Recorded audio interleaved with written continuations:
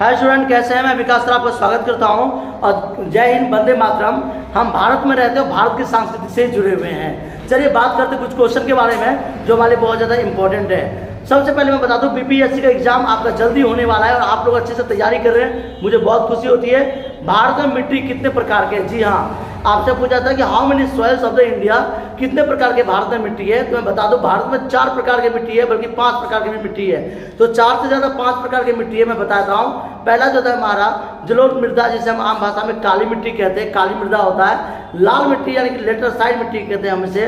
तीसरा होता है जलोढ़ मृदा, यानी बांगर खादर में पाया जाता है। तो आप लोग बात करते हैं 5 प्रकार के मिट्टी होते हैं। ये 5 प्रकार वाली मिट्टी जो है वो काली मिट्टी हो गया आपका, उसका जलोढ़ मिट्टी हो गया, समुद्री मिट्टी हो गया।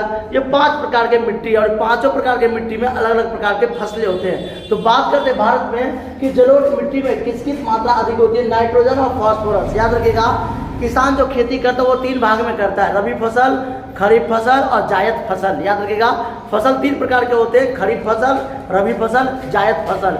और इसी में किसान जो प्रोडक्शन ऑफ मैनेजमेंट जिसे कहते हैं हम, कि जितने भी खाद्य सुधारक जो होते हैं, हमारा प्रोडक्शन जो उत्पादक क्षेत्र में आता है हमारा, वो 3 प्रकार के आते हैं। सामान्य मात्रा में पानी, खरपतवार की सुरक्षा, खरपतवार से सुरक्षा, और पोटेशियम और कंपाउंड जिसे खाद्य की मात्रा कहते हैं। आज हमारे पास यूरिया जो होता है, अर्थ फॉर्म, वो बहुत ज़्यादा इंपॉर्टेंट होता है, जिसे कहते हैं हम केचुआ। केचुआ खेती के लिए इंपॉर्टेंट है। बात करते हैं हम, भारत में मिट्टी किसकी मात्रा अधिक होती है? नाइट्रोजन और फॉस्फोरस की भारत में मिट्टी में पाया जाता है। भारत में कितने राज्य समुद्री तट से जुड़ा हुआ है? जी हाँ, समुद्री तट से कौन कौन सा रेखा जुड़ा हुआ है? तो 9 राज्य जो समुद्री तट से जुड़ा हुआ है। याद रखिएगा, गोवा हो गया आपका, याद रखिएगा। उसके बाद आपसे पूछा जाता है कि समुद्र तट में अरुणाचल प्रदेश आ गया, सिक्किम आ गया आपका जो पहाड़ क्षेत्र में समुद्र से, आसाम हो गया आपका जो समुद्र तट से जुड़ा हुआ है, गुजरात हो गया आपका। ये सारे जो गुजरात हो गया, ये सारे राज्य जो है हमारे समुद्र तट से जुड़ा हुआ है। और उसमें आपसे पहले पूछा था आपका कि समुद्र तट से जुड़ने वाले राज्य के नाम लगाइए। तो 9 राज्य आपको याद रखना है। केरला हो गया आपका, तमिलनाडु कहते हैं हम जिसे, चेन्नई आम भाषा में। ये सारे राज्य जितने भी हमारे हैं वो सब समुद्र तट से जुड़ा हुआ है।